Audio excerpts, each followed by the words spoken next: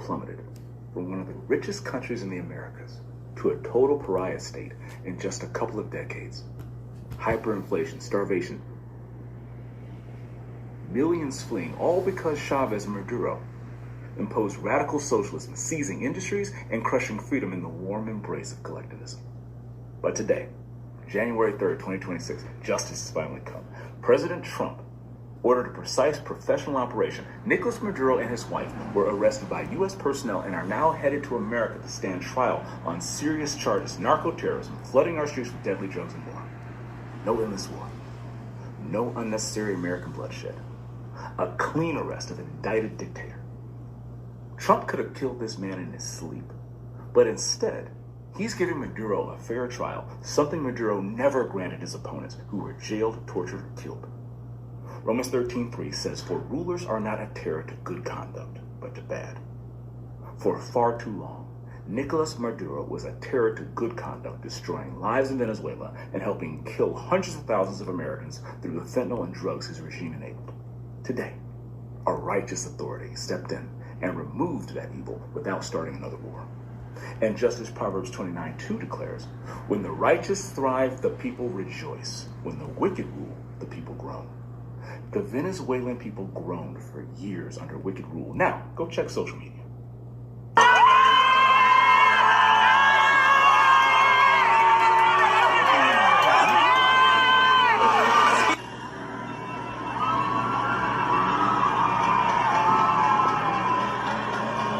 Videos everywhere of Venezuelans leaning out of their windows, cheering in the streets, USA, USA, pure rejoicing in the streets, pure rejoicing in their homes, and even among the diaspora.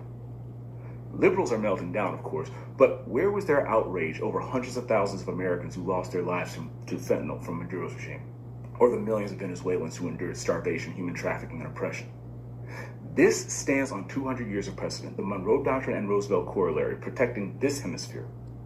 President Trump defended America, upheld the rule of law, and brought hope to an entire oppressed nation. God bless President Trump, our brave troops, and God bless America.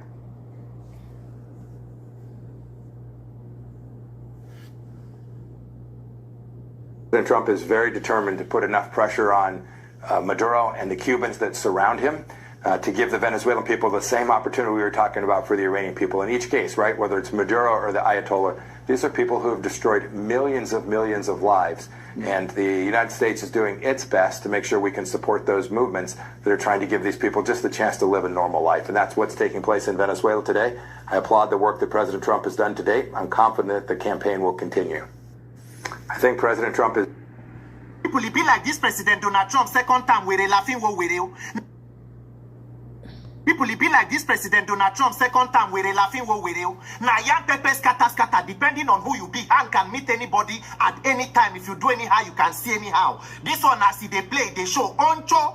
Today now na Venezuela, this one not be only airstrike, as they do heavy airstrike for the country. According to reports, U.S. forces, the Venezuela President and First Lady Nicolas Maduro with his wife, U.S. forces don't capture them. They on top warship now, they go U.S. to go stand trial for New York courts. As Trump, they talk, they backing on with action. Now I come, they see some Nigerian comments that they talk, say, America, Trump, no fit can't try that kind of thing for Nigeria. Say if they can't try that kind of thing, they go see the way Nigerians go rise up, they go fight, they go resist. I say, me una no put me for talk, I take go beguna. But President Tinubu and APC federal affliction, he get many lessons where una go learn from this case of Venezuela because Nigerian government to buruku leche. When I be government will be say una go they condemn military coup for other countries, but una go they do democratic abi civilian coup for your own country because election riggers are coup plotters. People where they steal the mandate of the people na coup na they carry out to not only military na they do coup. There are different similarities and lessons to learn for this Venezuela case. As they carry the president with his wife, so the Minister for Defense come and come talk, say, the people should get up and resist it and do this. My dear, make una go see picture and video of people where they say me they go resist. Then the video and then they look and like saying a cinema. Some of the Venezuela people where they other country, they interview them for US, for Spain and other places. Two of them, they talk, say, one talk, say, we have been waiting for this for years. As it don't happen, so as it has happened, finally, we should celebrate it and say, hey, make una see people where they call them, say, me they go resist something, they don't carry una president and wife, and in wife, una say they should celebrate it. But that is the reality. When you, as a leader, you decide to turn yourself to a tyrant, to a predator upon your own people, where they say more than 200 million Venezuelans don't flee out of the country, you weaponize poverty against the people, you begin to engage in all manner of criminality, then you turn the people away from you. They have no choice. Anything we can't give them help, they will have to accept it. Now the same thing, tomorrow they go say, buy Ononuga go say, we cannot forgive and forget people who are calling for intermilitary, international, because Ori Buruku Leshe, the time when they do, when no go no. In that same Venezuela, me I not talk whether US do whatever they go do, they go sort themselves out. But the issue and the facts on ground, since Nicolas Maduro take over as Venezuela president, from the late president, he turned himself to the ultimate power and emperor for the country. Anybody will be opposition, they can arrest you, they can jail you, they can do anything. If people come out to protest, they can shoot firearms at them. Citizens and civilians, they don't turn to waiting government can dispose at any time, according to reports from the country. Not be the same thing they happen for Nigeria. The only intelligence when Nigerian law enforcement they get now when peaceful protesters come out, but bandits go there on top TikTok, they do giveaway. Now the same thing, opposition lawmakers, now them EFCC Eagle go shine eye to see. When corruption case reach person where they APC, the Eagle go need medicated glasses, they go need to carry and go eye clinic. Where they say governor where they go EFCC go confirm, say it thief money so they pay school fee in advance. EFCC, that same person go come out with boldness, say want to contest for Senate. Why? Because his sins have been forgiven. Ori Buruku Leshe Oshileshe Nigeria government. They said Nicolas Maduro, he was convicted, he was found guilty of money laundering and drug trafficking in the US. I'm sure those charges, they sound familiar to Una. If you don't sound familiar, ask Reno Mokri, he can tell you more. But one of the most important, now the kind of elections where Venezuela, Nicolas Maduro, they conduct. 2024, the person where everybody agrees say win the election, they not agree to hand over or to announce him as winner. Even the result sheet gone, they no release them. The same way they said there was a glitch, Mahmoud Yakubu say, IREF do this, IREF do that. Obiakpo result will not see as he go. Now the same thing that happened for Venezuela. That is the one where even US and international community, they say you are an impostor government. Nigerian government 2027 election, they come. The only hope and confidence of APC is in electoral malpractice. It's in a compromise INEC and judiciary. You know that if it didn't day, it didn't day. The people are not with you, the gods reject you, the people reject you. NIMEC will now want make every governor port come party so that they can become gatekeepers, so that you can weaponize institutions against people, make una shine una eye, they look now. Everybody they port go APC, everybody wants stand upon the mandate which they shall collapse. Judiciary is on the mandate, National Assembly on the mandate, police on the mandate. Everybody, the only people whenever officially declare to stand on the mandate na INEC. And we kuku sabi because Ori Buruku Lenche, Oshi Lenche. Not be tomorrow now when Nigerians begin to call. Everybody should know that what Nigerians want in 2027, free, fair, credible, and peaceful elections. Make Nigerians choose their leaders without any violence, without any katakata. 2023, when I know how we go, everybody, including INEC, judiciary, even people for government, they know the people, the person will win 2023 election. Yakubu said there was a glitch. After how many months, how many weeks from retirement, they don't appoint him to be ambassador because Ori Buruku Leshe. Tomorrow now, all of una done this year. Nigerian APC affliction, federal affliction. If it's short for una, make una come out. APC, they don't like make they talk. They will say, hey, Peter, you are a cash activist, you are a fair this, you are a fair that. Me and Peter, the rock, Peter for Nigeria. On the truth, I pin this country, I know die here. If it's short for APC, come out clean and say you want to do free and fair election and follow it up with clear workings. Not because they try to put everybody convert. Plateau State Governor go APC now say he will give Tinubu 1 million vote. Edo State Governor I will give him 2.5 million. The election will carry on a go office now how many million it be because Ori Buruku Lenche. You Plateau Governor, why not boast to say you will protect 1 million life in Bokos and Mangu local government where terrorists won't kill your people finish. Ori Buruku Lenche, it don't happen for Venezuela now. Make everybody forward. No say all that Nigeria wants is a peaceful, free, fair, and credible election. 2027, Nigeria, shine your eye. I know so many things they distract you now for social media. Put your eye on top of this tax collector government because the Ori Buruku where they plan. If you not open your eye now, express all of us there already. May God give Nigerians the grace. My name is Peter for Nigeria. Ireo Venezuela.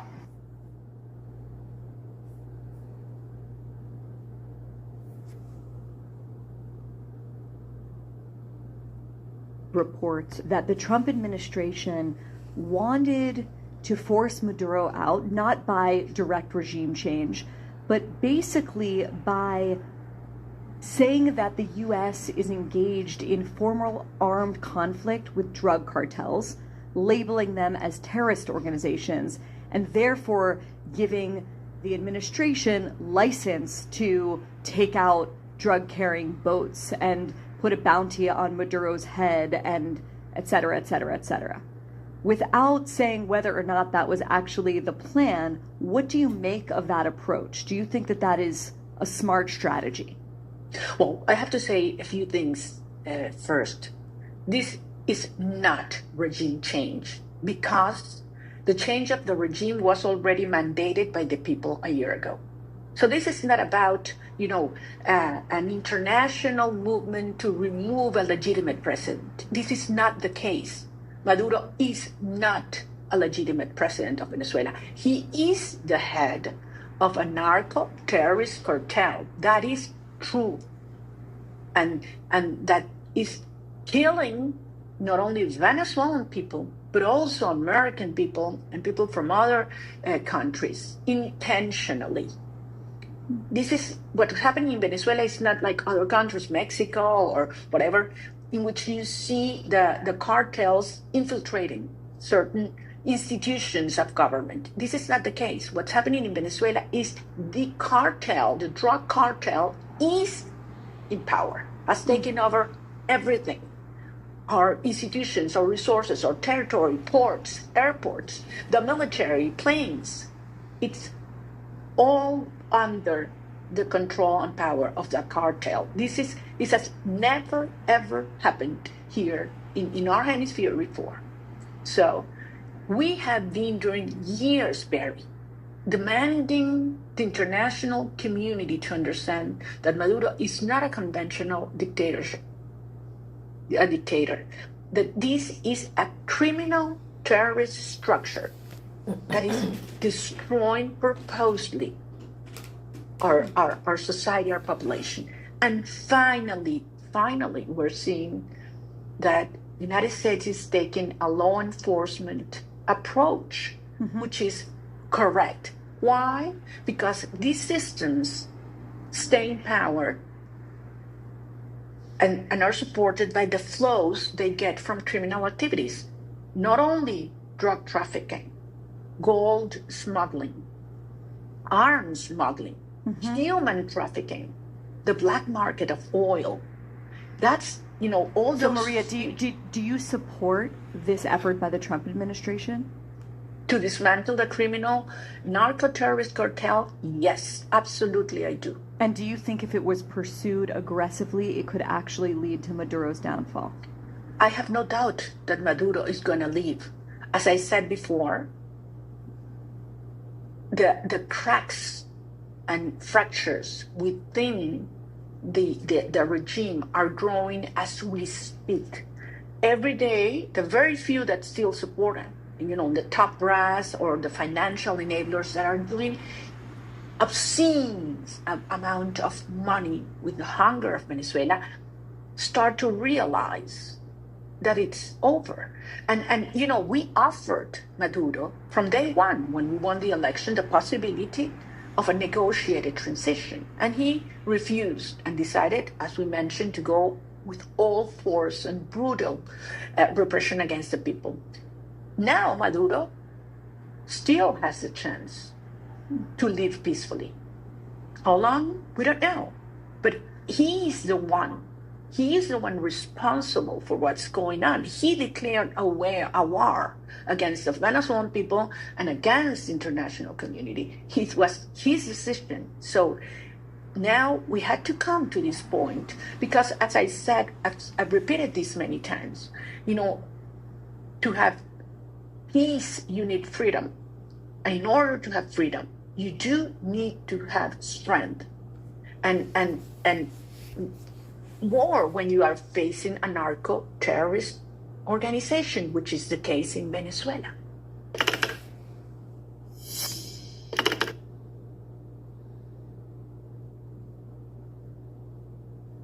Arrest him in 2019 when the coup failed. Because Maduro, so when you're a leader and there's someone attempting it too, you'd expect to be arrested. Because Maduro is such a brutal dictator that he allows Guaido to ride around all over the country on a motorcycle and allows Maria Corina Machado to be there while they're both involved in a plot to steal Venezuela's assets and to support military strikes by a hostile foreign country on Venezuela, yet they're still free.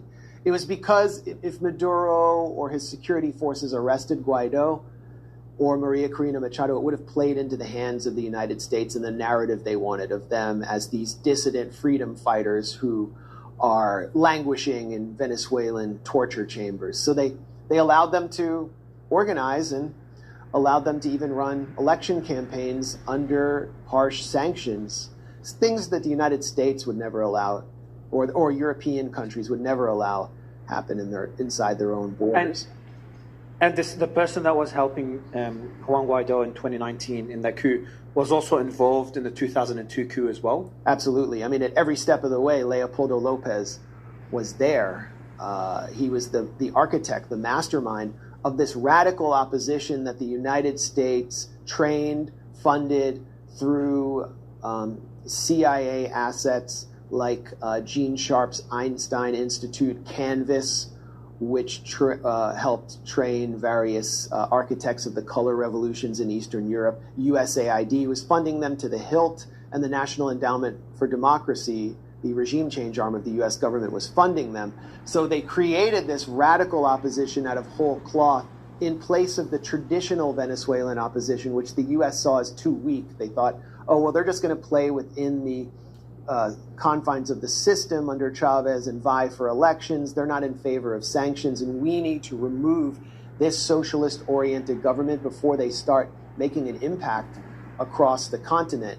There are opposition figures in Venezuela today who are not with Nicolas Maduro, do not agree with his agenda, are not of this kind of socialist mindset, like Henry Falcón, who was a governor, has a popular base in Venezuela, and the United States actually threatened to sanction him, personally sanction him, if he ran for president, simply because he opposes sanctions. He's part of what I would call the patriotic opposition. And so the U.S. tries to ice out anyone who isn't from the radical opposition that Lopez controls. And Lopez is really the bridge between Madrid, Washington, and Caracas, bringing together the traditional neo-colonial forces to bear on Venezuela. He was also, his first cousin is a very influential figure who, it appears he helped orchestrate the spectacle of Maria Corina Machado in Oslo receiving the Nobel Prize. His name is Thor Halvorsen,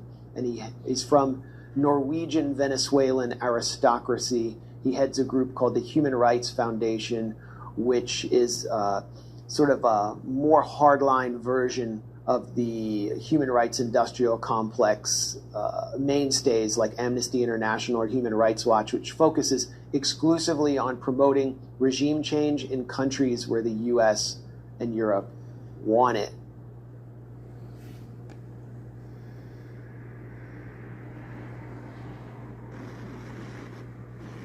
This is Maduro, the leader of the cartel of the Suns.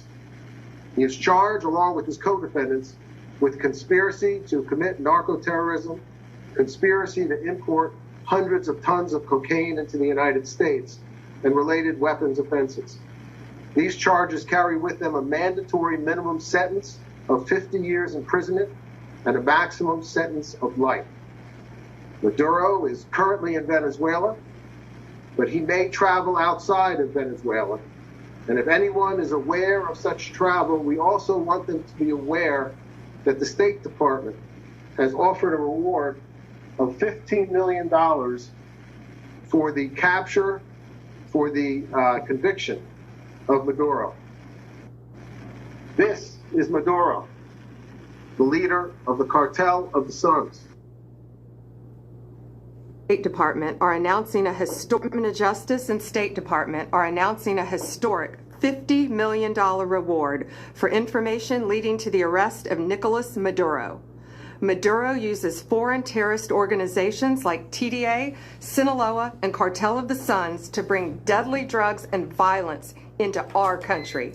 To date, the DEA has seized 30 tons of cocaine linked to Maduro and his associates, with nearly 7 tons linked to Maduro himself, which represents a primary source of income for the deadly cartels based in Venezuela and Mexico.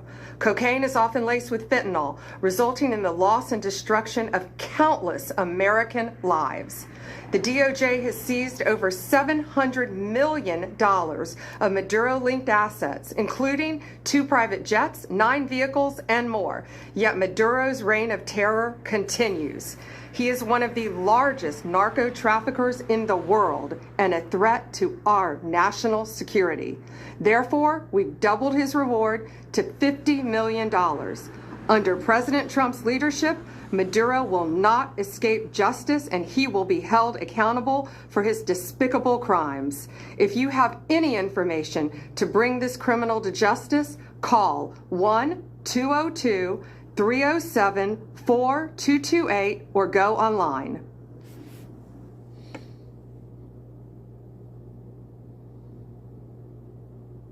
The UN says. The UN doesn't know what they're talking about. Maduro...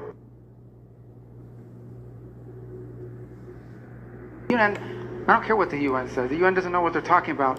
Maduro is indicted by a grand jury in the Southern District of New York. That means the Southern District of New York presented the evidence to a grand jury, and a grand jury indicted him. And then a superseding indictment came out that was unsealed about 1.5 years ago that specifically detailed Maduro's actions. So number one, let there be no doubt, Nicolas Maduro is an indicted drug trafficker in the United States, and he's a fugitive of American justice. I don't care what the UN says.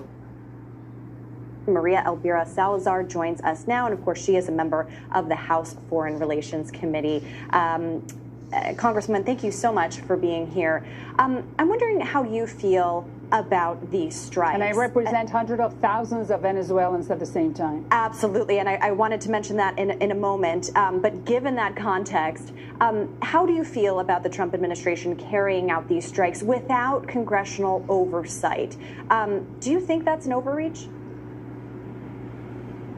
Well, it was about time. The American audience needs to understand, and I'm the chairman of the Western Hemisphere subcommittee within the House Foreign Affairs Committee, so I know that area very well. And we need to remember 3 things that are very important. Number one, Maduro is not the legitimate president of the country of Venezuela, number one.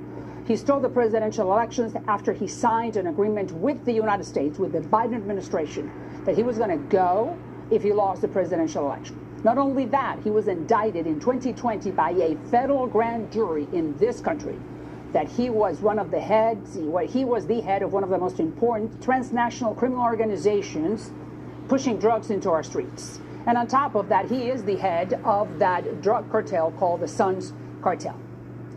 The Trump administration is saying no more. Either you stop your activity and you leave, or we're going to take you out. What's wrong with that? But should Congress be alerted to this fact, or given the intel that they had to carry out these strikes? Are you okay with that part of it? Don't you think Congress should be let in on I this? am okay because the Trump administration has declared that we are not invading a country. We are taking out an illegitimate person who is sitting at the presidential palace because he stole the elections by force. And on top of that, he is the head of a transnational criminal organization, a drug cartel that is pushing drugs into our territory. Sounds familiar, doesn't it? Well, I think the reward is up to $50 million now for Maduro. Is that right? Yeah. And what people forget about Maduro, they call him a dictator because he is and all that. He's not a government official. In essence, we don't recognize his government as legitimate. That is not a legitimate government. What he is the head of a drug trafficking logistics organization, a cartel, the Cartel of the Sons, which is basically run by the military. They basically allow drug dealers not just to move drugs through Venezuela, but to do so using military facilities. Okay, so they have, it's like a drug cartel took control of the national territory. So they need to be treated for what it is, which is not a government, not a dictatorship per se. It is a drug cartel. It is a narco-terrorist regime that's empowered itself in Venezuelan territory. And from there, it extends down to the Mexican cartels, the gangs in Ecuador and through Central America. But we got to take this stuff seriously. I mean, they are flooding our country with poison every single day, destroying and ending American lives, ripping up American families, wiping out American communities. At some point, we got to say we're going to take these people on, and we got to take them on with more than just rewards. By the way.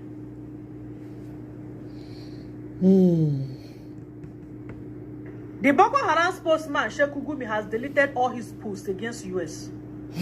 Everything he posted against U.S. and U.S. President Donald Trump, he has wiped out or deleted all of them. After U.S. announced that they have arrested or captured the Venezuela president and their wife, Nicolas Maduro, and his wife.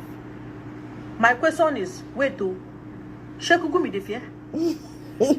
I thought when he buy, they go give him is this 7 virgin, I've been a 9 virgin. Is he scared of dying and is encouraging killings? Is encouraging supporting bandits? Justifying bandits butchering people because saying bandits are hungry, bandits want a good education, they want good health system and this and that. Bandits are poor, and poverty push them, defending them. So if they fear to die, now if actually wipe out all these things, anyway, allegedly, all these things allegedly, if actually deleted his tweets against the US because he's scared, or can you guess the reason what made him to delete all his posts against US just shortly after US announced they have arrested Sheikh Gumi, Venezuela president? Or is he scared US might likely come after him? So he fear to buy, and he doesn't care about the civilians butchered every day in the north, coming to justify killing people, defending Boko Haram, defending terrorists, even fighting the government for taking action against terrorism. Wait till you see some of their tweets. Where Maduro and his wife are right this second? Well, they'll be heading to New York. You know, they were indicted in New York, and also... So are they taken to a ship first, and then... Yes, the Iwo Jima. They're on a ship, but they'll be heading into New York. The helicopters took them out, and they went by helicopter in a nice flight. I'm sure they loved it. They've killed a lot of people. Remember that. They killed a lot of people. And a lot of Americans. Even people in their own country. They killed a lot of people to maintain power. He's a very vicious person. Can you tell us where Maduro and his wife are right this second? It's straight now. Nobody they fear anybody for here.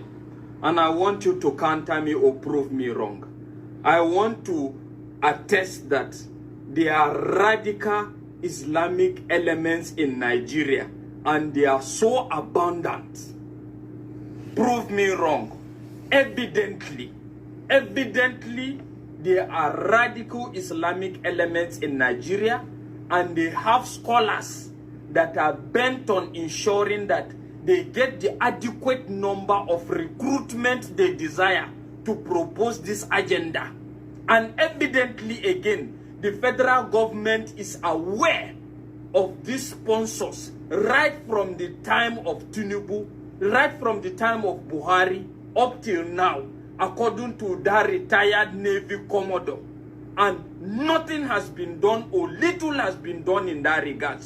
Prove me wrong. I am going to say again, there's evident number of radical Islamic bandits, Islamic whatever in Nigeria that are bent on establishing or pursuing their radical Islamic ideologies, and of which evidently, according to testaments and evidences on ground, the government is aware of these people and they are doing little or nothing in that regard. Prove me wrong. Prove me wrong. And so when you have radical Islamic elements now, what are they fighting for? What will they be fighting for? Will they be fighting for money? Will they be fighting for power? Tell me what they will be fighting for. If not anybody that doesn't agree to their own radical Islamic agenda. I dare anybody to counter this. Prove me wrong.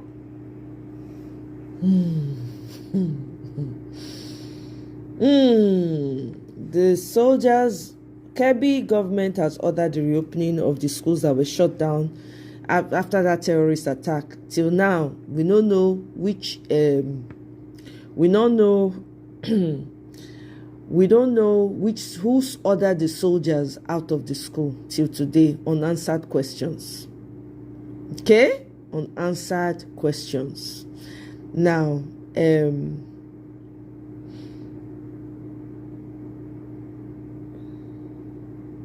let me see.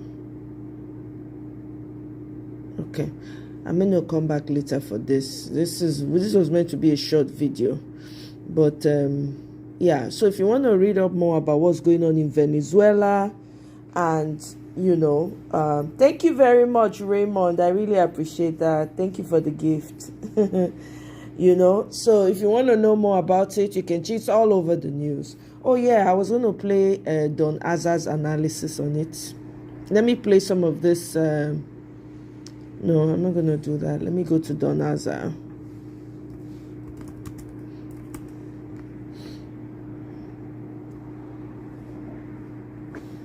Hello! Everybody's a bad guy until Trump appears. Wait till this. For the first time in history, never happened before. Say, a city president of a country, they sleep, wake them up, say make it dress up, wake the wife up, dress up, they carry them, put for chopper, helicopter, flew them come up from their country to undisclosed location. Now it happened for Venezuela 2 hours ago.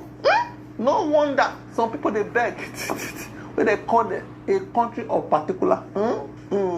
What Trump said happened, Mogusi has reported. He said the United States of America has successfully carried out a large-scale strike against Venezuela and its leader, President Nicolas Maduro, who has been, along with his wife, captured and flown out of the country.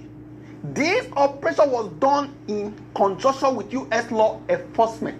Details follow. There will be a news conference today at. Okay? Now, but we'll see how they say they carry out this operation. They say now Delta Force, American Delta Force, now they enter Venezuela quietly. This operation, now night where everybody they sleep. They started with bombings on locations. People don't really know what they go on. They avoided large-scale military clashes. Okay? They targeted Maduro's exact location. They know where it is. Because they know they plan and see. They monitor and see. Upon us, the guy, they do like this.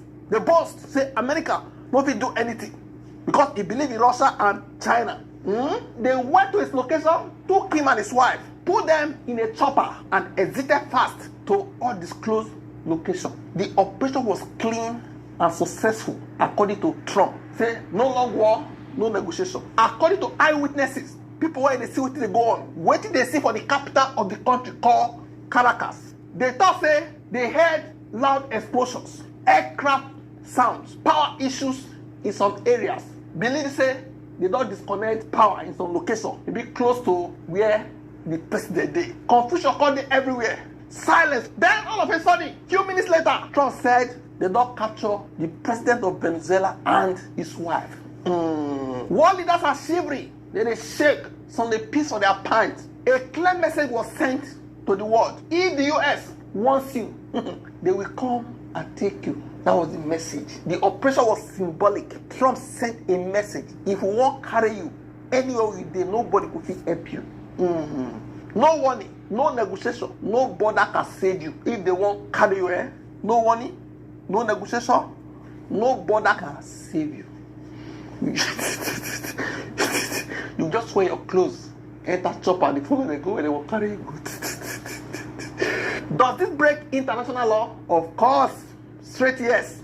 Under international law, you cannot invade another country. You cannot abduct a city president. You cannot use force without UN approval. This breaks sovereignty rules, UN charter rules. But US said this is justifiable. They have endless list of accusations. They thought say the president is an illegitimate president. They say he ran election to stay in power. They get criminal charges against him. They thought say it is systematically they use some groups they push drugs to United States. They frame this as national security. Say carry him and to save their own country. It's like carrying a criminal. They say they work with hostile U.S. enemies. U.S. claim this as self-defense.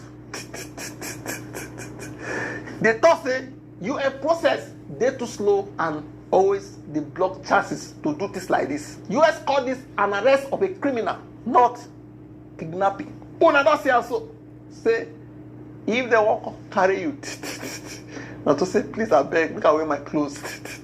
Who is next? What do you think? Drop it in the comment section. Don't forget to like. Let me see if I can play some of those. Let me see here. Okay, there we go. I wanted this. This is one I want. Helicopters took off with the aides, and in support of a request to give a few.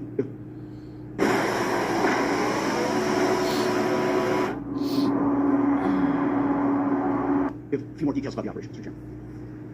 Thank you, Mr. Secretary. Thank you, Mr. President, and good morning. Last night, on the order of the President of the United States, and in support of a request from the Department of Justice, as the President said, the United States military conducted an apprehension mission in Caracas, Venezuela, to bring to justice two indicted persons, Nicolas and Cecilia Maduro. This operation, known as Operation Absolute Resolve, was discreet, precise, and conducted during the darkest hours of January 2nd, and was the culmination of months of planning and rehearsal. An operation that, frankly, only the United States military could undertake.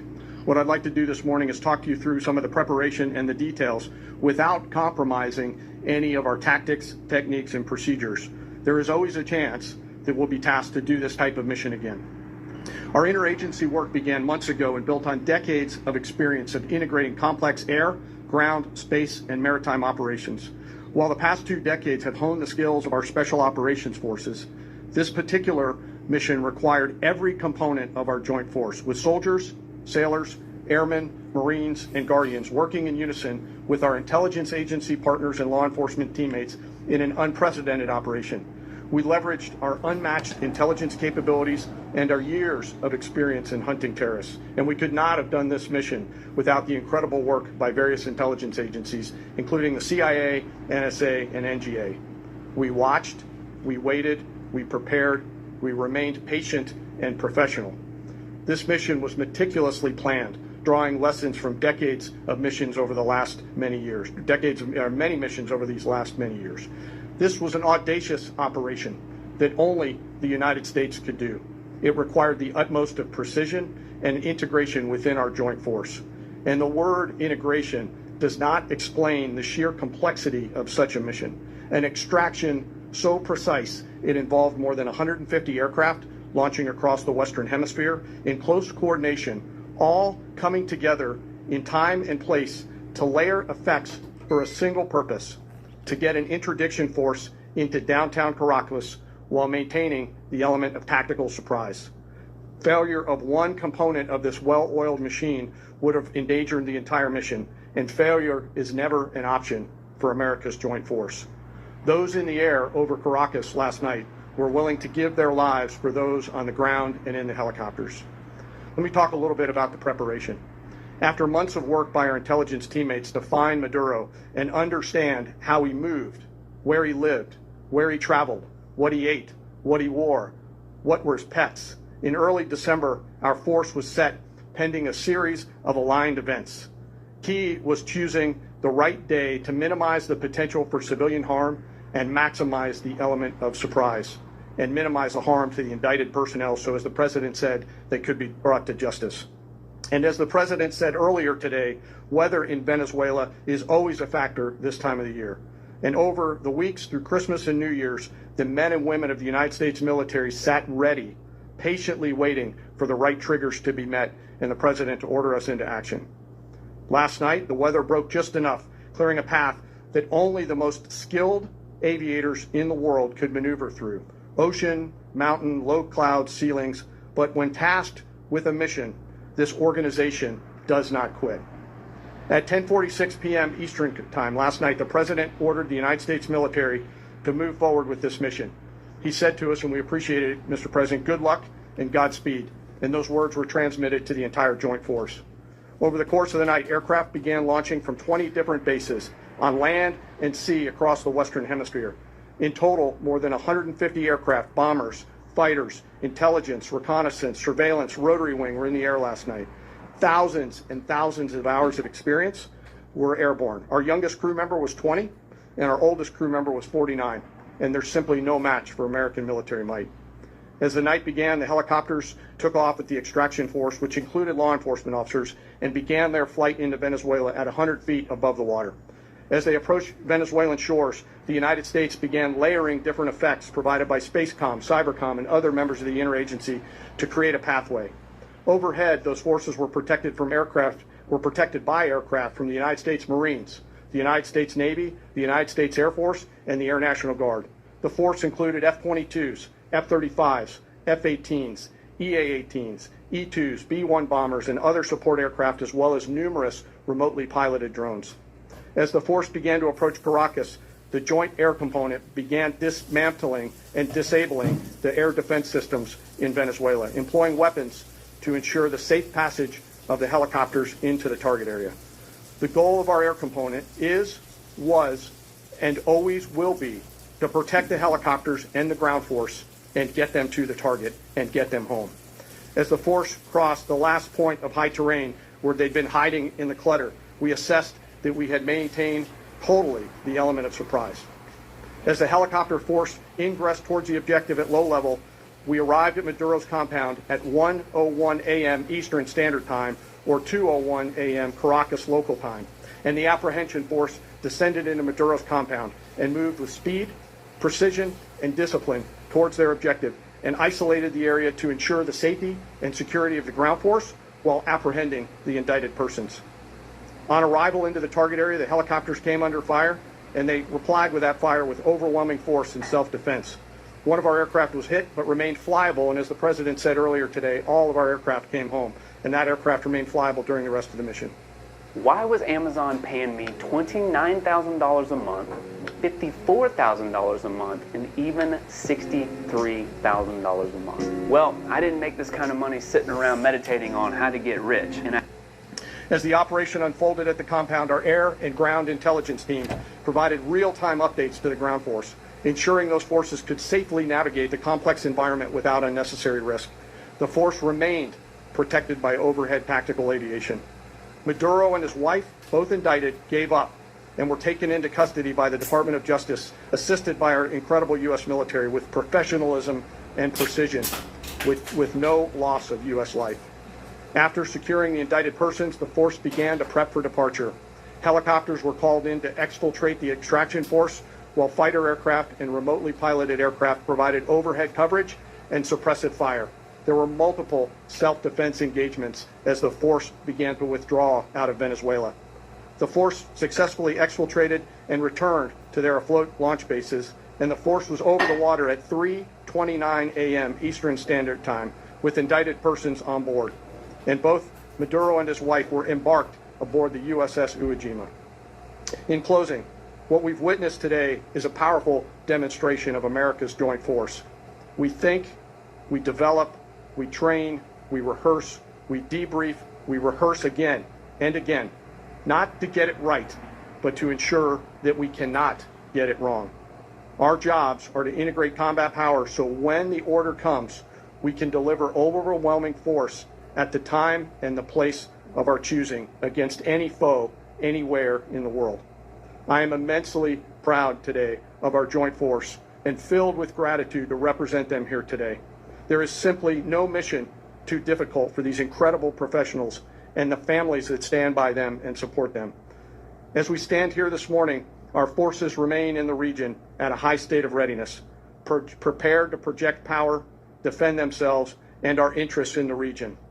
This operation is a testament to the dedication and unwavering commitment to justice and our resolve to hold accountable those who threaten peace and stability. In closing, I want to express my heartfelt gratitude to the brave men and women who executed this mission. Their courage and tireless commitment to our nation are what makes us strong. Thank you, Mr. Secretary, and thank you, Mr. President.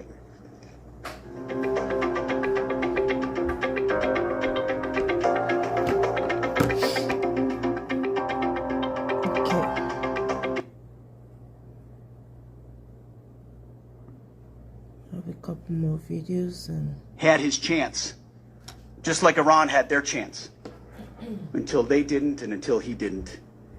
He effed around and he found out. President Trump is deadly serious about stopping the flow of gangs and violence to our country.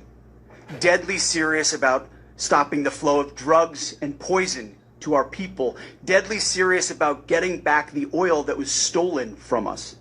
And deadly serious about reestablishing American deterrence and dominance in the Western Hemisphere. This is about the safety, security, freedom, and prosperity of the American people. This is America first. This is peace through strength. And the United States War Department is proud to help deliver it. Welcome to 2026. Nicolas Maduro had his chance, just like Iran had their chance, until they didn't and until he didn't. He effed around and he found out. President Trump is deadly serious about stopping the flow of gangs and violence to our country. Christians are not, if they are not careful, they will be decimated in this country. Now that Israel have come to make it an open declaration, and nobody, no leader, no Muslim leader came to, debunk and, rather they are diverting our attention with inanities. They are diverting our attention with inanities. Tax law, whatever, P2B. Meanwhile, a serious issue is going on the ground. Ask yourself, why is it that nobody has deemed it fit to destroy the people who have taken over Benue and Plateau villages? And the indigenous IDP camp for 10 years now. Esther, go and check. Let them go and show me one Muslim, especially a Fulani man that is in that IDP camp in Benue and Plateau. Let them go. Just one person, one. But Barry said a couple of them are there. A couple of Fulanis and Hausas and IDP camps. Barry, have you been there I said it's not possible. Somebody has gone to do the investigation. I said it is all Christian villages. That is why they took it over. What are you? What something is obvious? Why are you trying to pamper it? Barry, so nobody's pampering anything. So what are you but saying? you can't say that there are no Fulanis in those IDP camps. What? You can't say there are no Fulanis in those IDP camps. Full of what? Full what? There are Fulanis in IDP camps. Esther, oh my God, Esther, if you go there and find one Fulani man in that IDP camp, I will surrender myself from here. I'm not joking. You surrender, you transfer all your money to my account every month. That was not your problem. With conditions. With conditions. So it has reached the money. You can't give me the money. You now come and manage the money at home. No, I don't. Is that not okay? Personally. I will come and react. Now, but what I'm saying is that there is no Fulani in that IDP camp. It can never happen. Barrister, what's your certainty? I said, I let them debunk it now. I'm giving you. Go let them debunk it. Let them debunk it. No Fulani man is in that IDP camp. No Fulani man. I said Fulani, it can never happen. It's not possible. Because they are the ones that caused the problem. So how can one of their own suffer it? How can one of their own suffer? It's not possible. But Barrister, you would have thought that since we're running a Muslim ticket, that it would have helped issues. Did I not say it here? When they said no, Tinubu have a Christian wife. How can she be there when he will be telling the husband what to do and what not to do? I said, shut up. She is not a state actor, so she don't have any position, any mouth in governance. Is that not what I said there? As I always say. Because somebody was running his mouth this morning that everything I criticize. He cannot even tell me one thing I criticize that you went to sour or that is not right. Esther. He did not tell me that all my criticisms, they're all falsehood, they're all propaganda. If you say something that is right, something that is factual, what is wrong with it, Esther? Tell me. At least if you don't know, listen to those who can teach you, instead of running your mouth. I said it, and I said he's a Christian. I said, okay, what happened at the end of the day, Esther? What happened at the end of the day? Since they know better. There's something the Christian community would have pursued from the beginning and said, no, we will not accept it, we will not accept it. No, it can never happen. No, they kept quiet, telling me that Remi Tinubu is a Christian. At the end of the day, they even threatened her. And no Christian uttered the word. They threatened her. They threatened Esther. And no Christian, these same Christians. I don't know whether Christianity has turned to foolishness that you cannot even defend yourself. I don't know when Christianity taught to foolishness. I told you the other time, Jesus can say, when they slap you in the right cheek, turn to the right one. It's only your two cheek you have. When they slap you this side and say this side, the next one is that is fight for your freedom. But they'll slap you both cheeks. Knock your head, kick your butt. I'm expecting the presidency to react to this as soon as possible, so it doesn't seem like they will not say nobody. No, Barrister, the president needs to address this. Has he addressed anything? Has he addressed anything? No, this is not funny. Are you serious? At this point in time, this is not funny because this is outright what this group just did right now. They didn't just isolate it to a particular region. They said all Christians in Nigeria, like everywhere, including we here in Lagos. And we've heard that they have cells all over the place. So it means our security apparatus needs to be upgraded. The security needs to be on point. This is no longer funny. Because what these people are doing is sending a subtle message to their whatever minions across other regions. And people would now start trying to protect themselves. The government needs to prioritize the people, and I expect the president and the security agencies, the Minister of Defense, to respond to this as soon as possible and not lie low. Because to prove their point, they showed the third village. Like they were going from one Christian village to another.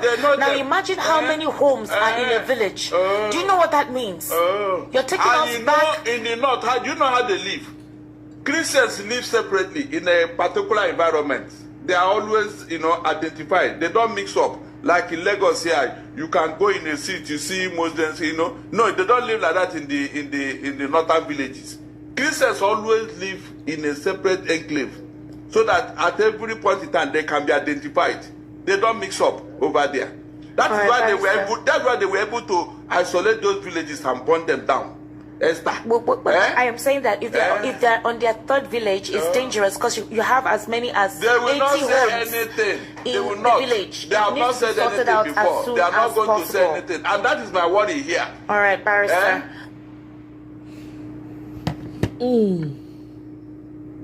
And imagine robbing a bank with a partner who promises you the fastest getaway car in town, engine running, route mapped out, all-weather reliability. The job goes sideways, sirens everywhere, so you sprint out the door. And you know what? The car is gone. Not broken, not blocked, just gone. And that's what it means to be China's partner. Because today, Venezuela's president, Maduro, ran for the exit. And you know what he found out? China doesn't do getaway cars. After years of calling China an ironclad friend, he didn't get any protection. He got picked up. And China held the door and blinked. Now, here's the timeline that should terrify every Chinese partner on Earth. Let's walk through the timeline of Maduro's arrest slowly, because this is where it gets surreal. According to Trump's own statement, less than an hour after Maduro wrapped up a friendly meeting with a Chinese delegation, the US military suddenly achieved near supernatural situational awareness, executed a flawless operation, and removed Maduro from Venezuela with surgical ease.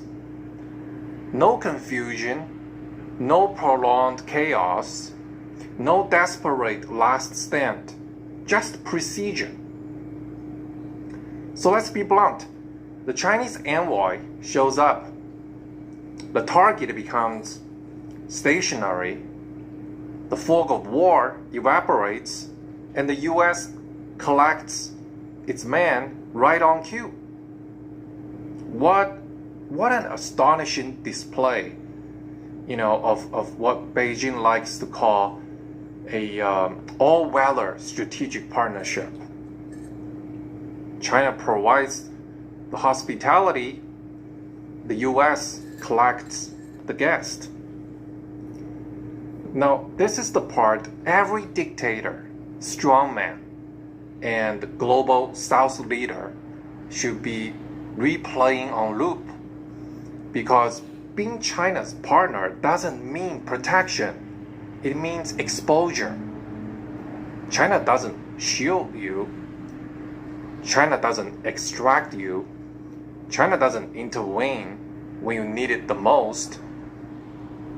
Yeah, China would host you politely and smile with you for the cameras and promise you the world, and then, step aside when pressure escalates. The next day, the Chinese Foreign Ministry would issue a statement of strong protest and then turn the page. If you are an ally of China, you're not behind a shield. You are standing under a spotlight. And when the music stops, Beijing is already gone. And Chairman Xi, just a quick housekeeping note. Your ironclad friend, your all-weather strategic partner, your model example of South-to-South solidarity for your multipolar world. Maduro and his wife are reportedly on a military plane heading back to the United States for trial. No escort from Beijing, no dramatic rescue, no emergency statement that actually changes anything, just gravity doing its job. And here's the part that really punches China in the gut. Since 2007, China poured over $100 billion into Venezuela. Let the number sink in. More than 40% of China's total lending to all of Latin America went into propping up this exact regime. Oil-backed loans, infrastructure deals, political cover, diplomatic support. $100 billion. And when the bill came due, China didn't cash in its influence. China didn't cash in its leverage. China chickened out emotionally and pretended not to notice. We hear this phrase constantly from China. South-to-South solidarity, mutual respect, shared destiny, win-win cooperation. It turns out it has an emergency exit. And that exit is looted straight through Washington. Yeah, when things are calm, China is your best friend. They'll give you a great banquet. When things get dangerous, China just becomes a press release. And this isn't a one-off. This is a pattern. We've seen the same response last year when Iran needed China's help during its conflict with Israel. China blinked again. So if you depend on China for survival, you are betting your life on a country whose core strategy is to never take the last step with you. Yeah, China will fund you, they will flatter you, they'll use beautiful words to describe your relationship, they will photograph you, but they will not bleed with you. And this is the strategic message everyone else heard loud and clear from Maduro's arrest today. This wasn't just about Venezuela. This was a global memo to Iran, to Russia, to Africa's strongman, to every regime flirting with China as a counterweight to the United States. The message was simple. China cannot protect you when it matters the most. And what is worse, proximity to China may make you easier to find, as what has happened today. Because if the timeline tells us anything, it is this. When China shows up, the Americans don't get confused. They get clarity. And that's the humiliation. So no, this wasn't just about Maduro losing power. This was China losing credibility. After $100 billion, after years of rhetoric, after endless speeches about a multipolar world, China discovered the hardest rule in geopolitics. If you can't defend your friends, then you are not a great power. You are a very expensive waiting room. And today, Venezuela's Maduro learned this lesson the hard way. And I'll see you in the next video. Wow, interesting take on China. For those of you who will come here and say, oh, China partner, here you go. Hey friends, it has been broken down, so you cannot now act like you don't know. All right? Now, let's listen to what Ghanaian president is doing for Nigerians. Listening to the sun at the threshold of a new year, I come before you with a heart full of gratitude and renewed determination. Tonight, as families gather across our beloved nation, from the shores of Keita to the savannah plains of Bolgatanga, from the forests of the western region to the vibrant streets of Kumasi and Accra, I extend my warmest wishes to every Ghanaian, wherever you may be. A happy new year to all my fellow citizens. Exactly 6 days from now, we shall mark the first anniversary of the sacred oath I took before God and country. It was a solemn commitment to reset Ghana and build together the nation we all deserve. I can confirm that the promise of renewal we made was not mere rhetoric. It was a covenant, and we have begun to deliver on that covenant. 1 year ago, we inherited a nation in distress, an economy on its knees, unemployment crushing our youth, infrastructure crumbling, public trust eroded, and hope dimming in the eyes of our people.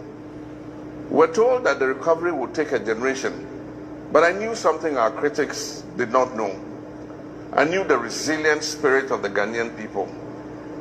At the dawn of the new year, I stand before you to say our beloved nation Ghana is rising again. We've accomplished a lot together in the past 12 months through prudent management and difficult but necessary reforms. We've reduced inflation from the distressing levels above 23% by the end of 2024 and are hopeful to end 2025 with inflation at single digits of just above 5%. We have achieved relative currency stability and on track to be ranked among the best performing currencies in the world for 2025. We're accelerating economic growth and creating more opportunities for our young people. We've restored business confidence and have seen a significant increase in both domestic and foreign direct investment. We've restored Ghana's credibility with our international partners, successfully completed the renegotiation of our debt obligations on terms that protect our sovereignty while at the same time ensuring sustainability. We're beginning the process of exiting the IMF program with dignity, not as supplicants, but as partners. Nigerians, are you hearing? Are Ghana's greatest asset. Hi. We're beginning to see significant growth in sectoral performance. Construction, manufacturing, agriculture, and services are showing very strong growth. This is creating a new opportunity for decent employment for our youth. Wow. Infrastructure is the backbone of development. We have begun the rehabilitation of over 2,000 kilometers of roads nationwide. We've restored a consistent supply of electricity and are expanding the rural electrification network to more than 1,000 additional communities. My countrymen and women, Ghana's image on the international stage has been positively boosted by our well-acclaimed reset agenda. This reset involves a new way of looking at things both domestically and globally. Domestically, our reset agenda is seeing a resurgence of faith in our democracy. It is delivering a leaner and more efficient administration. It is yielding greater accountability in government and a re-energized fight against corruption.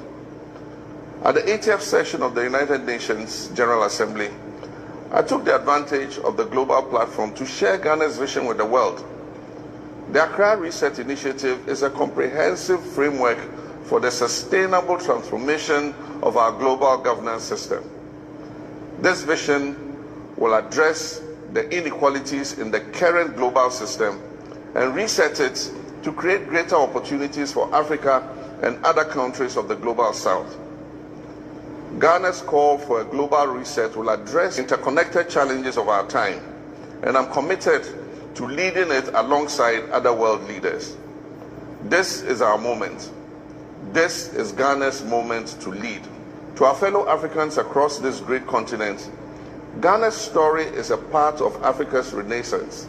The challenges we face are not unique to us. They are the common inheritance of our shared history and the collective responsibility of our shared future. We in Ghana have proved in 2025 that democracy works, that peaceful transitions of power strengthen us rather than weaken us, and that African solutions to African problems are not just slogans but achievable realities. Oh my God, you're Ghanaian. And let me just say congratulations to you guys. I am so happy for you guys. Ghanaians, honestly, I stand in respect for you guys. Honestly, you guys have one of the most amazing presidents in America. I'm so proud of you guys. I really, really am. From the bottom of my heart, congratulations. As we wait for our own deliverance in Nigeria, as we await the removal of the drug trafficker that they made president in Nigeria, that was forced on us in Nigeria, as we remove the fellow cartel member that is in Nigeria, and the terrorist organization called APC, I salute you guys in Ghana. I'm very happy for you. Please, remember us in your prayers. Remember your neighbors. Because if we are free, Africa around us will all have peace. Do you understand? So please, guys, remember us Nigerians. We are really fighting for our lives. People are dying every day in Nigeria. Every single day, they have declared an all-out war against Christians in Nigeria. Our villages are not safe. Our communities are no longer safe. Thanks to Donald Trump. Thanks to Donald Trump for stepping up. One tweet sent shockwaves to them in Nigeria. Thanks to him for sending the initial attack to decimate. Nobody even know. Nigerian news never talked about the Sokoto. They never talked about the Sokoto Caliphate. They've all been bought. They dare not speak. So Ghanaians, I beg, make una dey pray for us. So we want to be delivered too. We want to make Africa proud. We want to be part of the countries where they're talking about Africa. They'll say, oh, there's Ghana, there's Nigeria, there's Burkina Faso, there's Mali. This is what we want. I'm very proud of you guys. So please, you guys should protect Mahama. Protect him, please. Do not let them use propaganda to deceive you people. Don't let them divide you people. This man is doing a great job for you. our partners across Africa, together we can and shall build the Africa we want. Together, we can prove to the world what is possible when developing nations are given the space and support to chart their own course. We invite the world to invest in Ghana's transformation, not out of benevolence, but out of the enlightened self-interest in a more stable, prosperous, and sustainable world. My dear compatriots, as satisfying as our achievements of 2025 are, they are but the foundation. The architecture of the Ghana we want must now be built on this foundation. In 2026, we shall accelerate and expand. Every child deserves a world-class education. We'll continue digitalizing our schools and ensure every classroom has the tools for 21st century learning. We shall operationalize universal health coverage through the free primary health care program, ensuring that no Ghanaian is denied care due to inability to pay. Through the Ghana Medical Trust Fund, we'll stretch a hand of support to our people suffering from non-communicable diseases. We shall make Ghana food self-sufficient and transform agriculture from subsistence to a thriving commercial activity through mechanization, value addition, and market access. We're working to achieve 30% share of renewable energy in our national energy mix, reducing costs and protecting our environment. We shall deliver social housing through public-private partnerships, and we shall intensify the fight against corruption with no sacred cows. Every CD belongs to the people of Ghana and must be accounted for. Can you hear that? We'll implement the recommendations of the Constitutional Review Committee to make our 1992 Constitution an even greater guide for the consolidation of our democracy. Ladies and gentlemen, governments do not build nations alone. They do that with the cooperation of the citizenry. As we enter 2026, I call upon each one of you. First, our young people. You are not the leaders of tomorrow. You are the leaders of today. Take ownership of this reset agenda. Innovate, create, and build. Ghana needs your energy and your ideas and your commitment.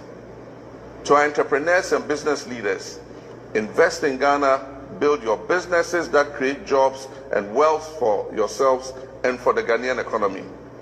I pledge to maintain a conducive environment for your businesses to thrive. Your commitment must be to seize the opportunities that we create. To our civil society and media partners and watchdog institutions, continue to hold us accountable. A vibrant democracy needs your critical voice. We might not always agree, but we shall always respect the role you play in strengthening our nation. To our traditional leaders and faith-based communities, you are the custodians of our values and the anchors of our community. Help us build social cohesion and national unity, and help us nurture the moral fabric that holds our society together. Can your traditional leaders do that in Nigeria? Can your traditional leaders do that? Integrity and efficiency and dedication. The people's trust in government depends on your daily conduct. And to our diaspora community, you are Ghana's global ambassadors. Continue to make us proud wherever you are. When you can bring your skills back home, your resources and network, please do so. Ghana needs you. We are one people with a shared destiny. Whether you voted for me or not, whether you supported the NDC or not, we are all Ghanaians. And this reset is for all of us. There's no NPP Ghana, there's no CPP Ghana or NDC Ghana. There's only one Ghana. That Ghana our forebears fought for and shed their blood to give us our freedom. Let us reject the politics of division and embrace the patriotism of nation building. Let us disagree without being disagreeable. Let us compete in the marketplace of ideas without treating our opponents as our enemies.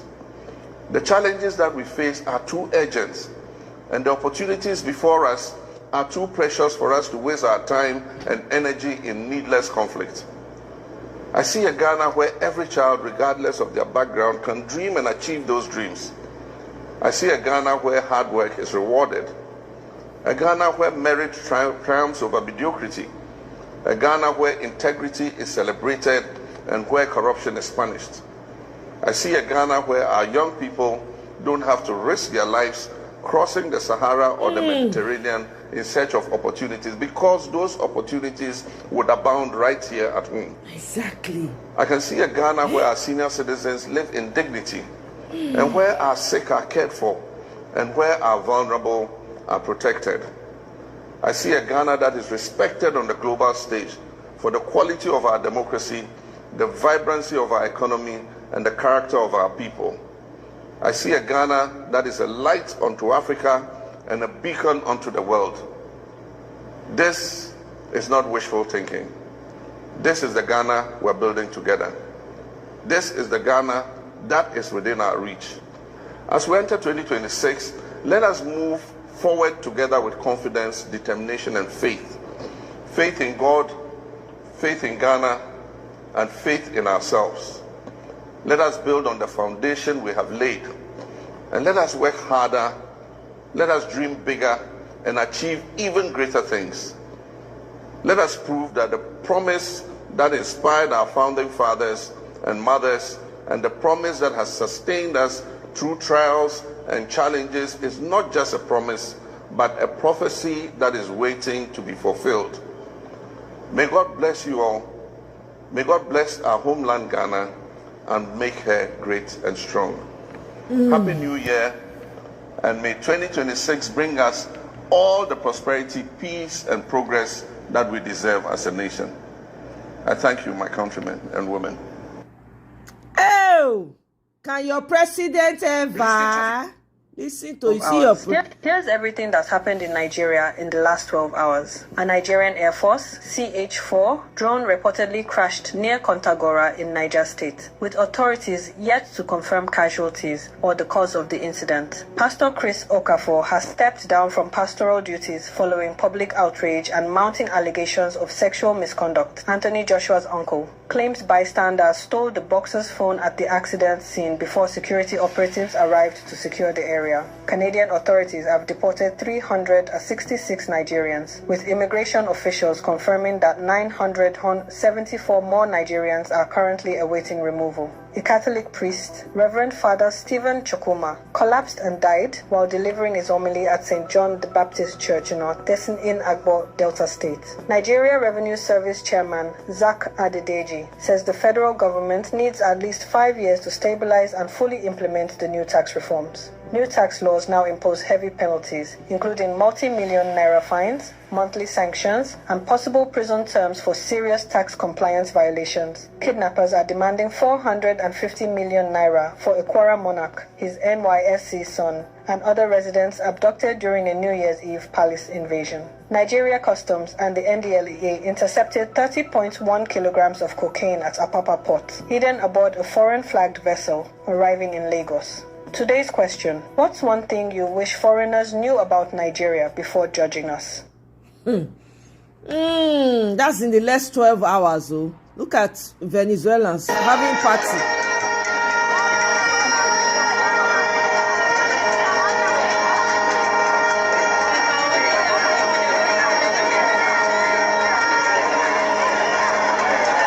All out celebration.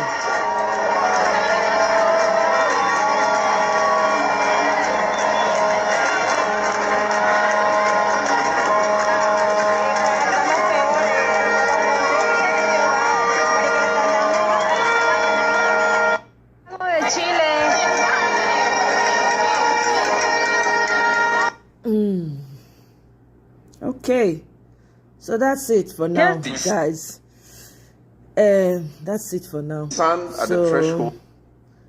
I'm gonna bring this to a close. This was meant to be an hour, but we've gone over a few minutes, over an hour, which is okay. Thank you all so much for joining me. Atlantic, I see you. Generation X, thank you. Everyone that was able to join. Enjoy your weekend, and I'll see you guys on my next one. Bye.